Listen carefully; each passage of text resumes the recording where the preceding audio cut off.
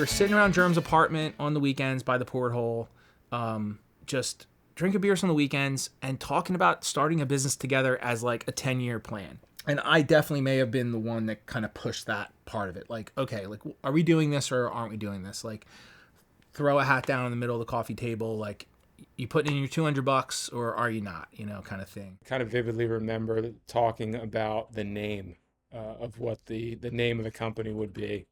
And I remember a couple competing ideas, one of which was Daybreak. And then one of the founders, Sky Gibson, I remember kept coming back to the word jetty, and how, that was such a key part of our lifestyle here is, which jetty were we going to surf? Every surf brand was based out of California and Australia and they just, none of them really spoke to like our vibe out here. Nothing harsh and like, I don't know, gritty. The pivotal moment that we all agree on, or the first like real serious one, was Hurricane Sandy. The Hurricane Sandy project was definitely special. I think it propelled Jetty's name out into the zeitgeist in the world, and people kind of took notice of Jetty finally. The ink team started printing. Within the week, we were jamming on this crazy fundraiser, so it was really cool. All profits from the shirt went toward the community. Either whether it was helping someone rebuild their home or gut their house, or someone needed food or toilet paper or water. We were personal protective equipment or construction equipment, shovels, hammers. Like, we were buying everything and anything that we could think of to help out. Basically, once the shirt took off and there was such a demand, there were a ton of volunteers that helped to print. But it was wild. Our website went down for a number of days when we were processing too many credit card orders. Our credit card company shut us down because they thought it was fraud, because all of a sudden the small company was raising hundreds of thousands of dollars. It was a bigger stage. People are paying attention now. It was different after that point. So we started with a very basic setup, a 4-color press.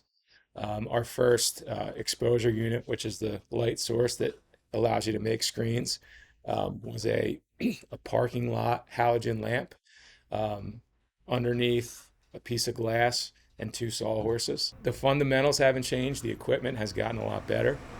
This is the Jetty Ink print shop. In this direction here, you can see the color drapes. That's the screen making room. So essentially it has to be light safe because we're working with light sensitive emulsion as we make our screens. In that room, we're printing direct onto the screen the image that we want to quote unquote burn into it. So we print it directly on the screen, expose it to light, and then wash it out, and that makes our stencil. Behind me is our color library for our signature water-based ink. In the early days of our print shop, we realized that water-based ink was a better way to the standard at the time, which is plastisol ink, which is PVC-based, plastic-based. 50% of our line utilizes some sort of recycled or eco-friendly component to the fabric, and we're working toward having that be 100% in the next 2-3 years. Right now, we're involved in oyster recycling. That's our big initiative for Jetty Rock Foundation. We're adding this oyster shell powder, which is a calcium to clothing, and to making an additive on top of recycled polyester. It creates a bunch of features on the polyester thread that makes it anti-odor, makes it anti-static, quick drying. So it's actually a really nice benefit that makes recycled polyester even more beneficial to the environment. It's a very simple thing, the printed T-shirt, but one of our taglines is the power of the printed shirt.